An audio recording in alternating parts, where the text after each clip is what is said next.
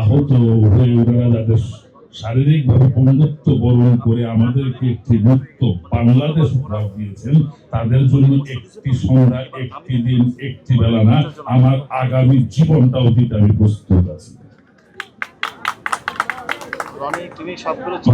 বক্তব্য মাঝখানে অনেকে অনেক রকম বন্ধ খুঁজবেন না, বন্ধ খুঁজে পাওয়ার চেষ্টা করবেন। আমি বলছি খুব সোজা ভাবে, সুন্দর ভাবে বাংলাদেশটাকে দেখেন, আমার দেশটাকে দেখেন, আমার দেশের মানুষদেরকে দেখেন, তাদের অধিকার থেকে দেখেন।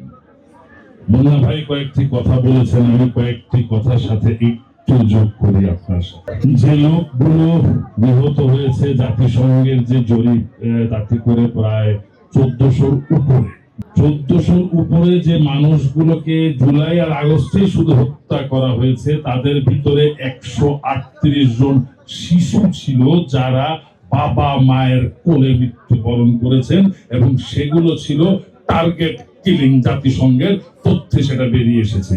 দ্যাট মিনস ওই হেলিকপ্টার দিয়ে শুধু একজন দুজনকে না, 138 জন শিশুকে টার্গেট কিল করা হয়েছে, এবং এটা বিনা কারণে না, এটা একটা উদ্দেশ্য ছিল। তাদের সেই অবৈধ ক্ষমতা, ফ্যাসিস্টের অবৈধ ক্ষমতাকে চিরস্থায়ী করার একটা বন্দোবস্ত করার জন্য। যে লোকগুলো আজকে মারা গেছেন তারা বিনা কারণে কেউ মরেন নাই, যারা আহত হয়েছেন তারা বিনা কারণে কেউ আহত হননি। তারা তাদের মাতৃভূমি, তাদের মানুষের অধিকার, মাতৃভূমির সার্বভৌমত্ব, মানুষের অধিকার, ভাতের অধিকার, ভোটের অধিকার, কথা বলার অধিকার, সর্বোপরি আমার বাঁচার অধিকার নিশ্চিত করার জন্য তারা রাজপথে হাতে মৃত্যু নিয়ে আন্দোলনে নেমেছিল। তাদের জীবনের বিনিময়ে আমরা পেয়েছি একটি সুন্দর নতুন আরেকটি দ্বিতীয় স্বাধীনতা, যেটা 24 আগস্ট এবং জুলাইতে আমরা যে আন্দোলনের মাধ্যমে পেয়েছি। ফ্যাসিস্টরা সমাজের সব জায়গায় আছেন, এখানেও হয়তো কেউ কেউ আছেন মাথা উঁচু করে বসে আছেন, বকিঝুঁকি মারছেন, তার দিকে কেউ আঙুল দেখায় কিনা আমরা সবাইকে চিনি। এবং কিছুদিন যাবৎ বেশ লক্ষ্য করছি আপনাদের আস্ফালন একটু লাফালাফি বেড়েও গেছে, একটু সাবধান হয়ে যান। সহ্য করতেছি, সুযোগ দিচ্ছি, তার মানে মেনে নেই, কিন্তু এখনো মৃত্যুর মিছিল কিন্তু বন্ধ হয় নাই। এখন আমাদের আহত ভাইরা সুস্থ হয় নাই।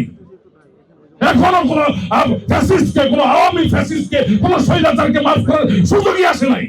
যারা এই ফ্যাসিস্ট স্বৈরাচারকে এখনো বুকের তলে, বগল তলে নিয়ে ঘুরছেন, তারা বেইমানি করছেন এই জুলাই আগস্টের শহীদদের সাথে, তারা বেইমানি করছেন এই সমস্ত আহত ব্যক্তিদের সাথে, তাদের রক্তের সাথে।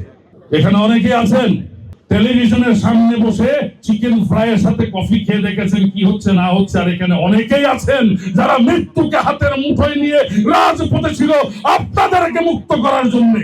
আজকে এখানে অনেকেই বলছেন আমাদের কাজ আছে, অনেকে কাজের জন্য আসতে পারবেন না, আসতে পারবেন না। ওনারা যখন ডাকবেন তখনই আসতে হবে। ওনারা আপনাদের জন্য জীবন দিয়েছে, আপনাদের জন্য তাদের অঙ্গহানি ঘটেছে। ওনারা যখনই ডাকবেন, যখনই বলবেন, তখনই আপনাদের আসতে হবে। আজকে যদি প্রতি মাসে পঙ্গু মুক্তিযোদ্ধাদের ভাতা দেওয়া হয়, 71-এর পঙ্গু মুক্তিযোদ্ধাদের ভাতা দেওয়া হয়, তাহলে আমার দাবি হচ্ছে 24শে আগস্টের এবং বিগত 17 বছরে যতগুলো আন্দোলনকারী মানুষ পঙ্গুত্ব বরণ করেছেন তাদেরকেও ভাতা দিতে হবে প্রতি মাসে। তাদের জন্য আলাদা একটা সেল গঠন করতে হবে, একটা মন্ত্রণালয় গঠন করতে হবে। এককালীন কিছু দিয়ে দিলে তাদের মানবো না আমরা। তাদেরকে সারা জীবন তারা যতদিন বেঁচে থাকবে, তারা যতদিন পঙ্গু হয়ে থাকবে, তাদের সকলকে সারাটা জীবন তাদেরকে সরকারি পৃষ্ঠপোষক, তাদেরকে মাসে মাসে তাদেরকে ভাতা দিতে হবে।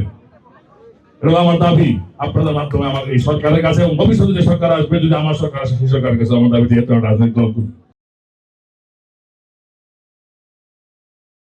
দেশ জুড়ে তোলপাড়, ওয়ালটন ফ্রিজ কিনে হতে পারেন মিলেনিয়ার। এছাড়াও রয়েছে লক্ষ লক্ষ টাকার ক্যাশ ভাউচার সহ কোটি টাকার নিশ্চিত উপহার।